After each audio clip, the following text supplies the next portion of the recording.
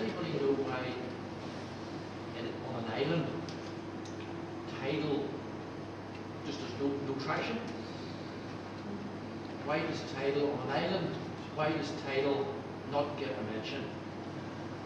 Okay, I would, in my former life, and as a bird watcher, I can tell you that there are all sorts of problems, a lot of which are just not real, in fact.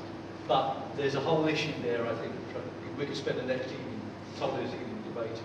But your general point is one that I take, is that we in this country are probably better placed than any country in the world to exploit every aspect of renewable energy systems. Marine, tidal, wind, everything. And we do not, and I made the point to my president, we are just singularly so slow, you know, and almost sort of, I don't know, going back into, you know, on the geological scale, time scale we tend to be moving, so slow at taking up what is, as I see it, amazing opportunities to overcome all of the challenges that we have. Okay, that was my little bit.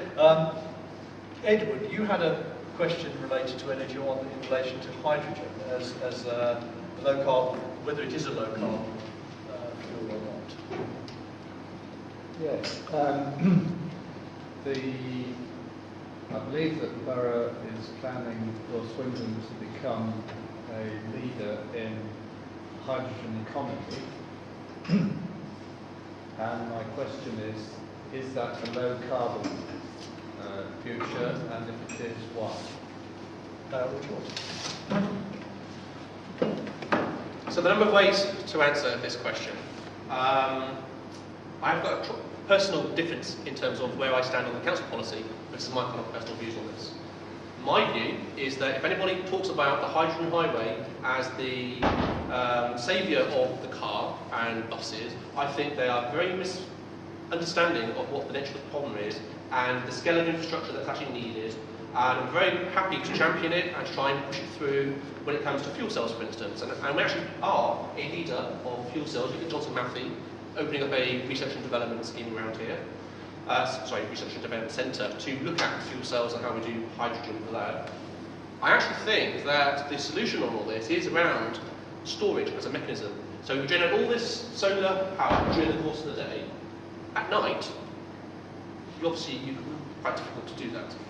So during the course of the day, where you don't actually need electricity, you could use it, for instance, with a hydrogen fuel cell to split your water, and you can then use the hydrogen in the evenings to generate your power that way. And that's one mechanism we're looking at down in Whitchelstowe, tied into biomass and a district heating system. That's the kind of place that we're looking at. And I actually think that's a very achievable thing when we're looking at hydrogen. So that's where I kind of have a difference in terms of hydrogen highway. I'm more than happy to encourage it and to work with Honda and Johnson Matthey and the other companies to actually make it worth it. I think it's worth doing the investment. But I think that is 10, 15, 20 years down the line, and it's not necessarily for today. And I think there are more practical things that we can do, which I think that many residents, and we'll say trying to explain here tonight in very simplistic terms, but actually I think when you hear about the ideas that we're trying to do with hydrogen, actually you'll turn around and go, actually that's a good sense, that's the way you should be doing it. And I hope that once we do these things, other places in the country will take the lessons on board and do it themselves. That's where I can stand on it. Okay. Yeah, I'm more than happy to come in just before Molly. I think Edward's question is a very interesting one, because we think of hydrogen. Perhaps some of us misunderstand what hydrogen is, because hydrogen energy, because it's like electricity, it's a carrier of energy rather than the source itself. It's how you generate it, which is the important point. And if we are unleashing this particular carrier in a way that's not sustainable, then we're actually not advancing the low carbon agenda.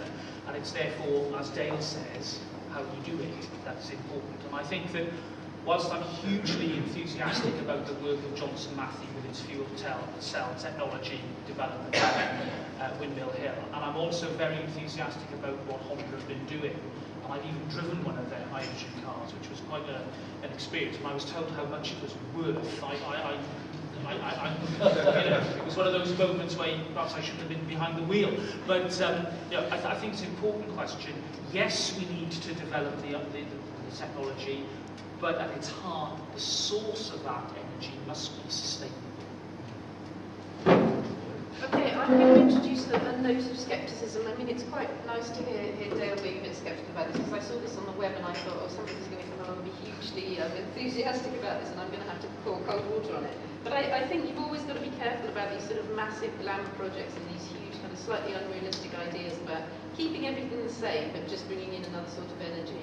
Because I think it's actually about changing the system. It's about changing the way we operate. It's about moving around less. It's about working closer to home. And very often people will say, well, no, we don't really need to change those things. We don't really need to change those basic structures because we'll just find an alternative source of energy. And, you know, I'm old enough now to have heard us go around that loop several times, and a lot of these schemes have just fallen apart. And also, I lived in Wales for a long time, which is how Rob and I have debated in the past.